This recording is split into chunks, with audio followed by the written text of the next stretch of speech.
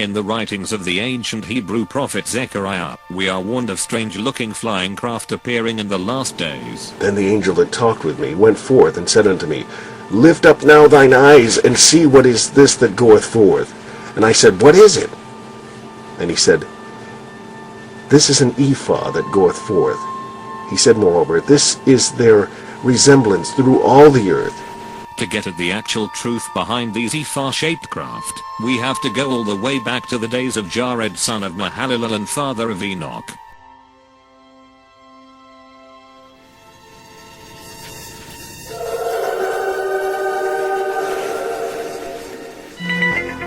In those days, God chose Semyaza to lead 200 from a class of angels called the Watchers. They were to go preach to mankind from Mount Hermon. Dutifully obeying their orders, the Watchers boarded their merkabahs and headed down to the earth to teach mankind.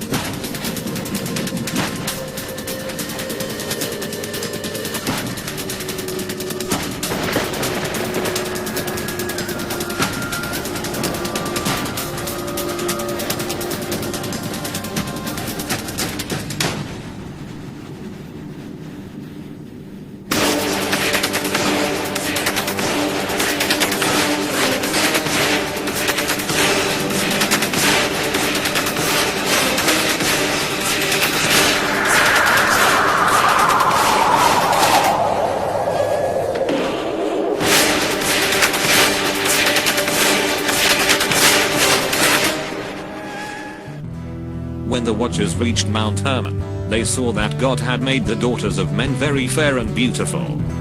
In fact, an insatiable lust for them rose up within every one of the Watchers. The Watchers decided to defile themselves with earthly women akin to how the dragon had contaminated the line of man earlier. They each chose one wife from amongst the children of men, in order to beget children of their own. The hybrid abominations resulting from these unholy unions walked halfway in the physical, and halfway in the spiritual realms. They were called the Nephilim by some, Titans, Jotna, Ashurus, and the Anunnaki by others.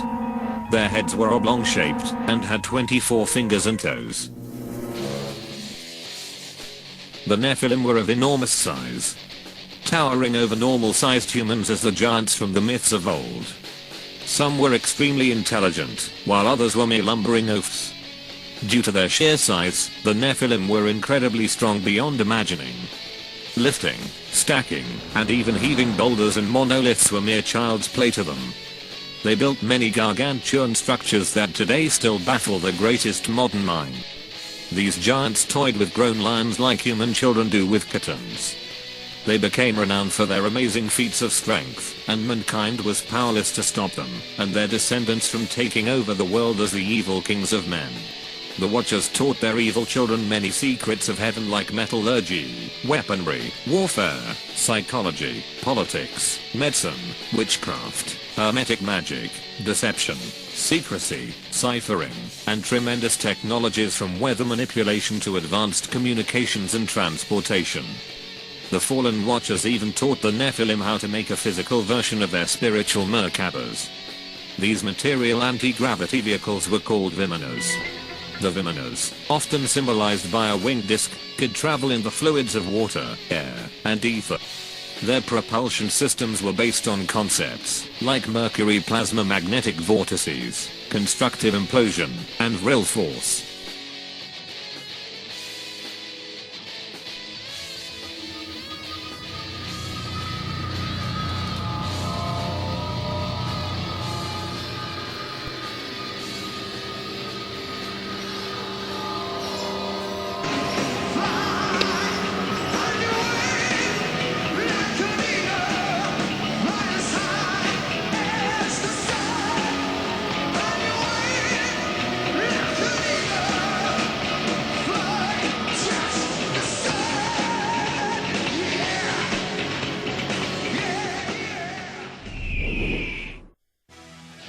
There are ancient records of Vimanas all over the planet.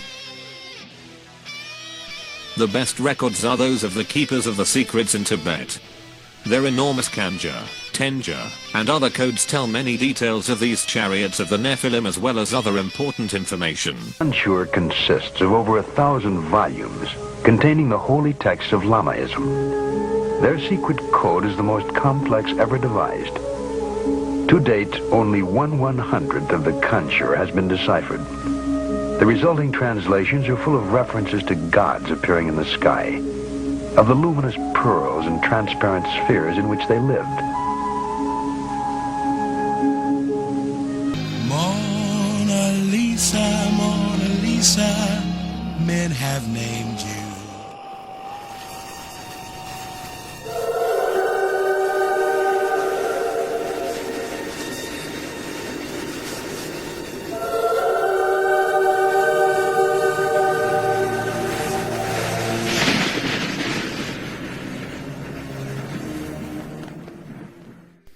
The best publicly known records of Vimanas are the myriad descriptions of them in the Indian Puranas, Vedas, epics, and other ancient literary works.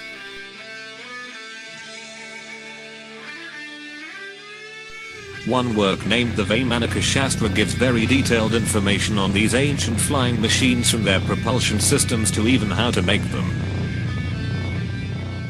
The Vimanaka Shastra, or science of aeronautics, indicates Vimanas used a propulsion system based on a combination of gyroscopes, electricity, and mercury. Is this possible? Mercury is an unusual element. Mercury is metal. It's also a liquid, and is a conductor of electricity. Now, there's unusual things you can do with mercury.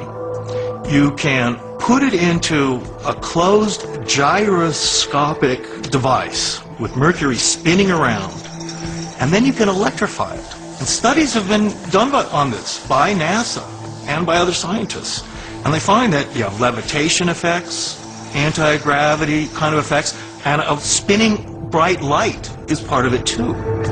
This talks about Mercury rotating and driving some sort of a powerful wind or a windmill effect.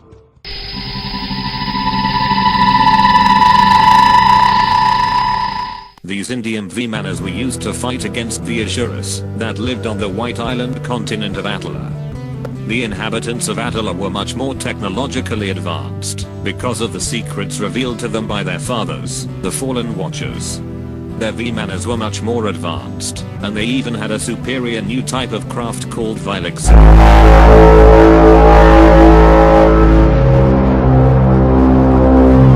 The Great War between the ancient Indians and the Asuras of Atala encompassed not only the entire Earth, but was said to even have spread as far as to the moon itself.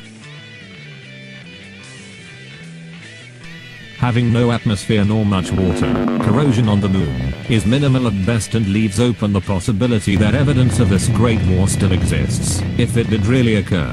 Mona Lisa, men have named you.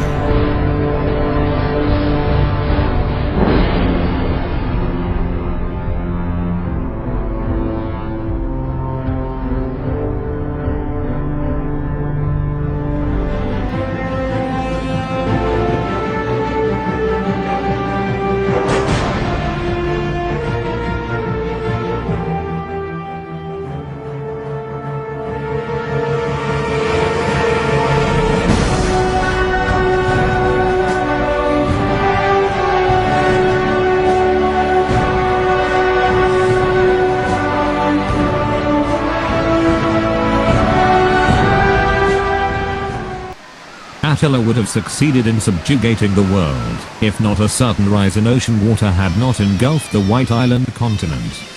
Asuras still aloft in Vimanas flew into the hollow earth, to dwell among the Hyperboreans and the Nagas.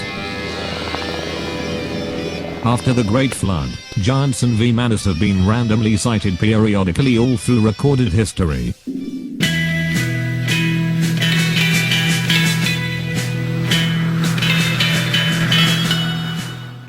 Vimanas were seen on 2 different occasions helping the young Alexander the Great with vitally important military campaigns. The first time seen coming out of the Jaxartes River when fighting against the Scythians, and the second time they were seen helping Alexander destroy the walls of ancient Tyre. His empire united both the exoteric and esoteric worlds.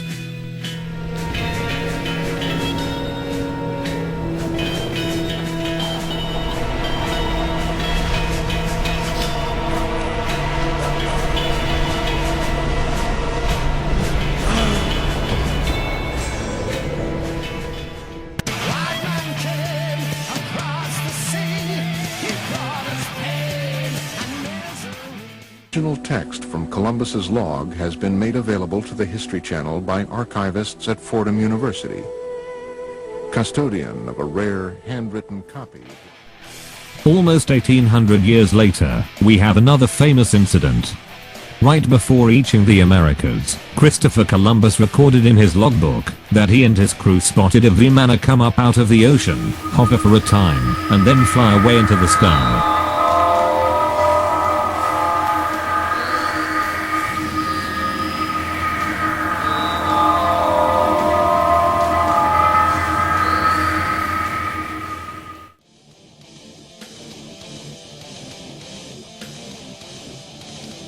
Five millennia after the Great Flood, occultists began to search for the lost land of Attila and its extremely advanced technology, in order to use it to subjugate the world for themselves.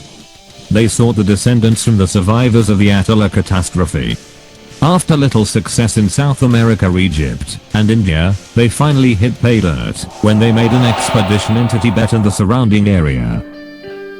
The Tibetan monks of esoteric Buddhism told Satan's chosen people, if they could deliver a sacrifice of 6 million of the chosen people of God, then Sanat Kumara himself said they could have all the secrets of Attila. This included access to the coded records, location of the mummies of the ancient survivors of Attila, even how and where to dig up the punished watchers, and even the location of Attila itself along with all its evil technology.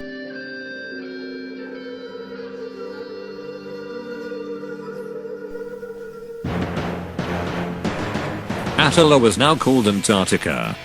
After the Nazis eagerly carried out their sick part of the deal, they voyaged to Antarctica and built Base 211. They found the flash-frozen technology of Attila below the ice, covered in ancient ruins. They also started the long process of finding and digging up the Watchers, to help them retro-engineer all the advanced technology being rediscovered.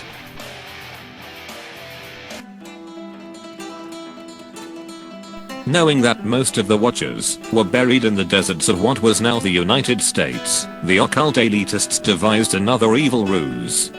They would have a semi-secret war in the Antarctica between the Nazis and the US. The Nazi generals would put up a good enough fight to sell the ruse, but for the most part allow America to win. The operation was called Operation High Jump, and was led by Admiral Richard Byrd, famed for having flown into the Hollow Earth through the North Pole entrance.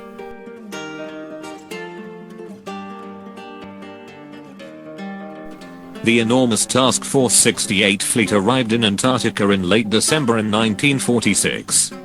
Shortly after reaching the Nazi base in New Swabia, the first battle involving Vimanas since antediluvian times commenced.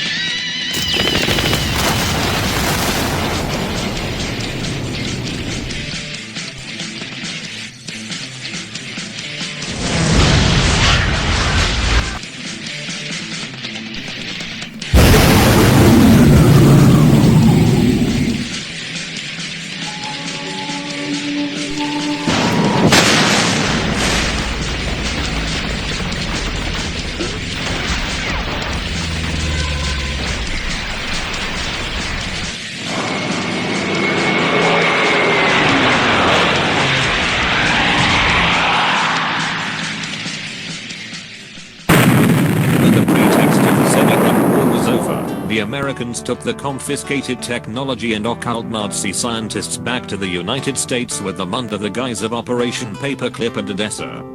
There they could work together with the American occultists of NJ-12 as they created deep underground military bases referred to simply as DUMBs. From these they could more easily dig back up the fallen watchers. From these DUMBs like Area 51 and S4, they could work on the Antichrist's New World Order army, while incrementally releasing some of the technology to the public. Most of it would be suppressed, until they used it to create their New World Order, a super advanced, scientific, worldwide dictatorship. Here they could also develop modern Vimanas and Vilexi, plus work on holography, HARP, and other advanced technology found in the Antarctica. The Watchers could also create a new brood of nephilim via the guise of alien abduction.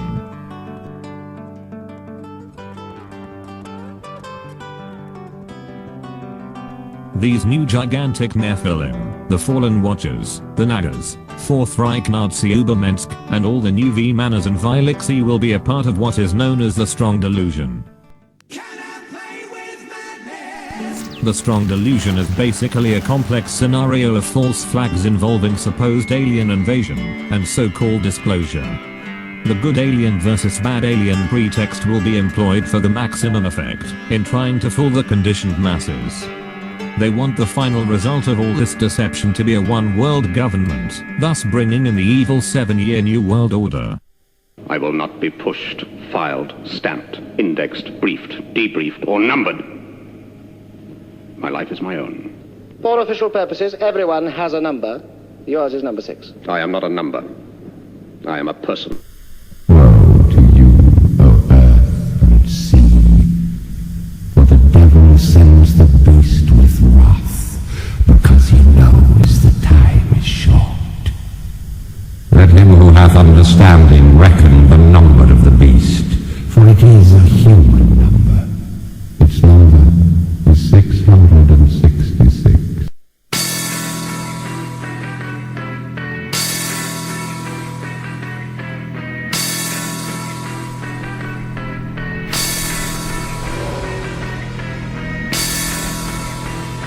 The state has proven that there is no God!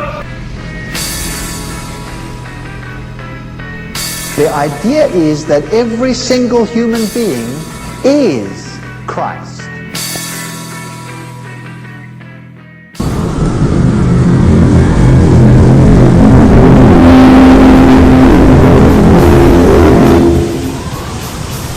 The fallen archons will pretend to be the Galactic Federation of Light that has come to defeat the so-called Greys, reptilians, and their minions known as the Illuminati. Piloting what are called light ships, they will give humanity tremendous technological help and bring in a false peace for 3.5 years. After that, mankind will see that it was all a very clever deception. The fallen archons will use their light ships along with the Antichrist's Vimanas and Vilexi to fight against God's merkabahs in the final battle, foretold of in Revelation 12:7.